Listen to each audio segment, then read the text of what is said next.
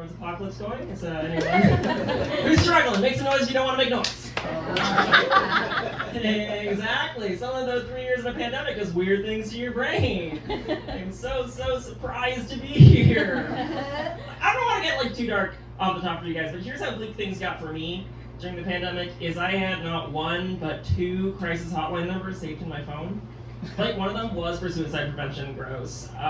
The other was if I ever tiptoed too close to the line thinking I could trim my own bangs. Only one of them was successful. Question if it was the right one. So I have a mullet now. Help!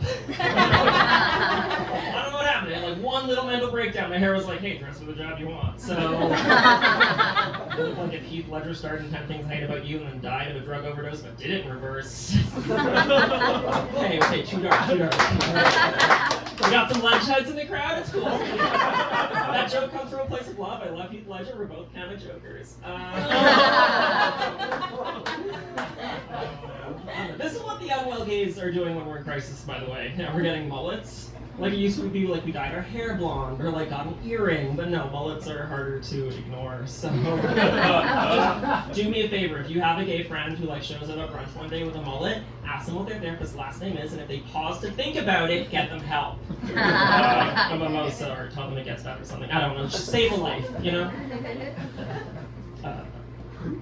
Ryan, what's your therapist's last name? Yeah. Okay, thank God. Okay, save a life! You did it! We're all going to the good place. Cool. I had to go back to therapy recently, which is a very different vibe than going to therapy, in my experience. Because going to therapy is it's fine, everyone needs help, no shame. But going back to therapy is like doing a 5th year of high school because I just cannot learn my lesson. I like to think about it as less going back to therapy, and I am a recurring guest star in my therapist's life. Which makes it a lot easier to catch her up on the plot lines that happen between seasons. You know? Or okay, so my best friend dumped me, my boyfriend dumped me, I started a relationship, I ended a relationship, I had a meth addiction, I got sober, my sister got miscarried, my brother bought a house, and that's what you missed on Glee. None of that is the reason I had to go back, by the way. I realized I had to go back to therapy because my mom kept sad reacting to my Instagram stories. She's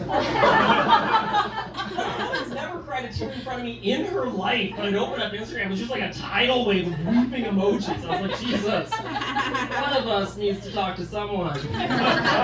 Traditionally, it's not going to be you, which is why we're in therapy, but we're back. I love my therapist so much. I love therapists. Who loves you therapists here?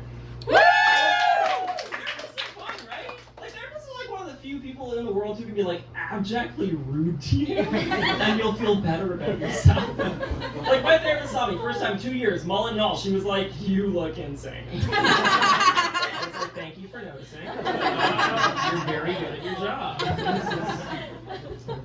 We actually got into our first fight recently because my therapist suggested, Brennan, maybe talk therapy's not doing too well for you. Maybe it's time to consider going on medication. And I was like, what? Me on meds? Nah, man, I don't want to lose my edge. She was like, Brendan, 5 minutes ago you told me you cried in a Boston Pizza because the server asked, how are you? It seems like your edge is gone. Okay, points Natasha. She was like, well, if you don't want to go on medication, what are you doing to take care of yourself? And I was like, oh, I'm doing this, really great thing. It works really well. I just trained my brain to sound like Super Danny. Because that's the only way to tolerate my thoughts. Which I highly recommend, by the way. I used to have, a terrible day at work. I'd come home and be like, oh, I want to kill myself. Now I come home, my brain goes, during crisis, and I'm on my way. Super recommend. I have a bad body image day, I look in the mirror, my brain goes, that's bullying! It's so good. I should probably update that reference, but whatever, I'm 27. I'm gonna live forever. It's been a very exciting time for me. I recently came out as non-binary, which is very cool. Woo! Cool, thank you so much. Applause for doing the bare minimum. I'm not a hero, I just hate that I have a penis, it's cool. That's bullying! Alright. Some of you guys know what non-binary means, so yeah. So, it's It's cool if you don't. Neither do I. It's fine. I'm a millennial, okay? When I was growing up, we didn't have non-binary. We had two genders. They were Hot Wheels and Barbies. And I was like, none of the above. Like, if anything, I identify as Legos. Like, it's a pretty genderless toy. I can make myself whatever I want to be, and I can fall to pieces at any moment. Non-binary just means I don't identify anywhere on the binary gender spectrum. I've come out 3 times in my life because I love attention. The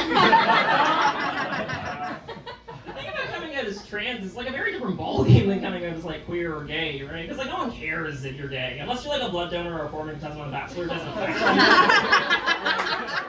Trans, that's something people have to actively engage with, you know? Like, they change the pronouns they use, they would change the language they use, they would change the way they perceive you as a person. And, like, some people really struggle with it. Like, every one of my coworkers was like, Brennan, if we can't call you sir, what do we call you?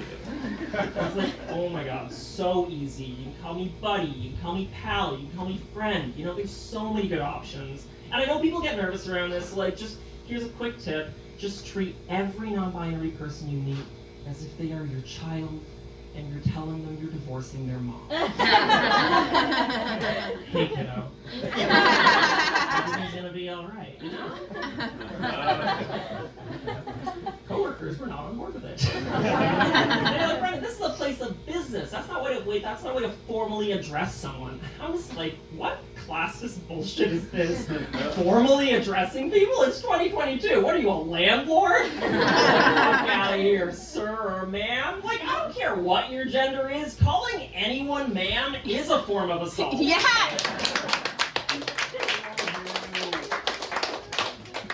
Pull of the room, ladies. When's the last time someone called you ma'am and you felt more respected? Also, if you're worried about like respect, you're not going far enough with sir or ma'am, okay? A true formal address is in fact gender neutral, which is why I told every one of my coworkers to only refer to me as my liege. There goes for everyone working in the service industry. You see me at a restaurant, it's not sir, it's pardon me, sovereign. You can't stop bringing alcohol from home to the bar. You have to leave. Like any customer service job, like a movie theater. It's not sir, it's excuse me, your excellence.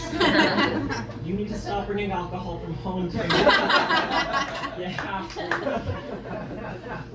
Or like at Tim Hortons. That's a joke. You'll never see me at Tim Hortons. You'll never see me at that safe injection sex disguised as a coffee shop.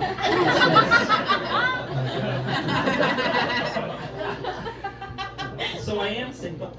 I feel like you could tell. You heard the first part of the set, the clues are all there, right? Like it was codependency in the bedroom with the knife.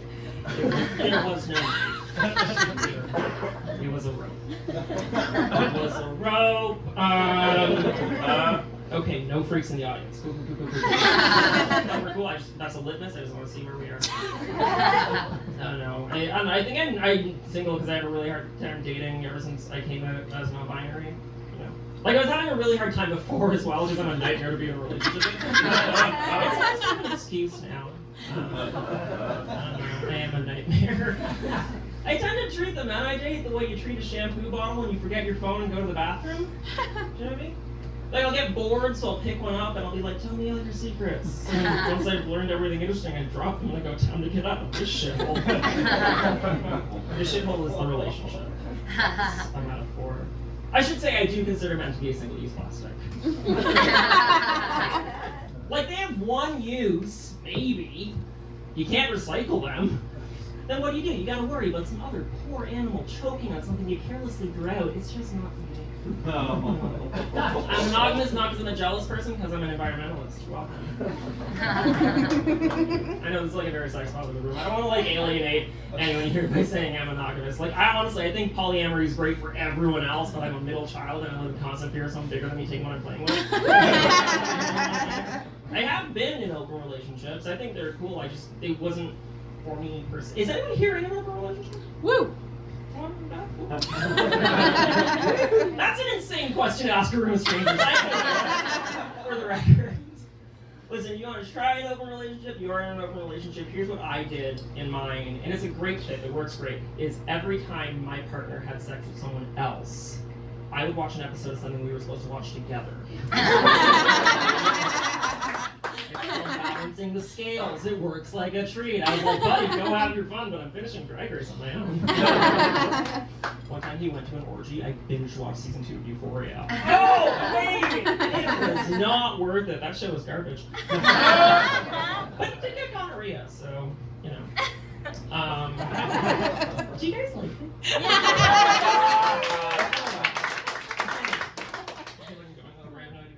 No, I am not going to be in a relationship.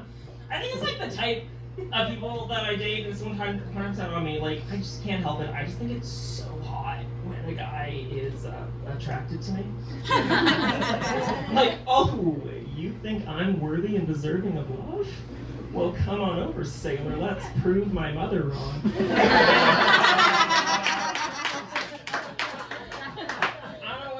Like that specific demographic, but it attracts a very specific type of person. Like, I've had sex with a lot of white guys in my career, and I don't have a problem with white people specifically. Honestly, I don't. I just find having sex with white guys kind of tricky, because I'll keep trying to set a rhythm, and then he'll keep speeding it up. Do you know what I mean? It's cool. It's cool. White people don't like clapping for that joke because it proves a point, and